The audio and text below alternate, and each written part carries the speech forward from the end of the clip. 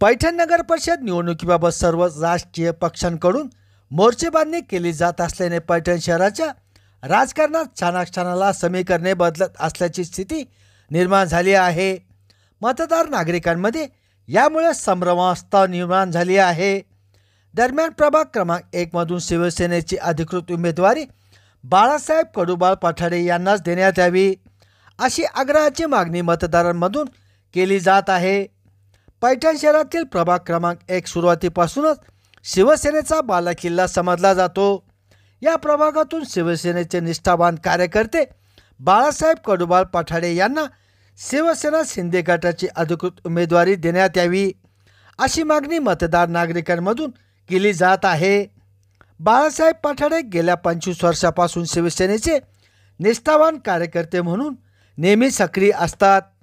मात्र या निवडणुकीत बाहेरच्या कार्यकर्त्याला शिवसेनेची उमेदवारी दिली जाणार असल्याची राजकीय हालचाली सुरू असल्याचे राजकीय जाणकारांकडून माहिती मिळत आहे।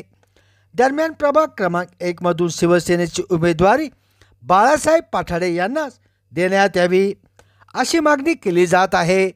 दरम्यान शहरात नगर परिषद निवडणुकीची रणधुमाळी शिगेला पोहोचली असल्याने अद्यापही कोणत्याच पक्षाने उमेदवारांची नावे घोषित केली नसल्याने मतदार संभ्रमावस्थेत असल्याचे दिसून येत आहे। संभाजीनगर समाचार न्यूज चॅनलसाठी सुनील टाक।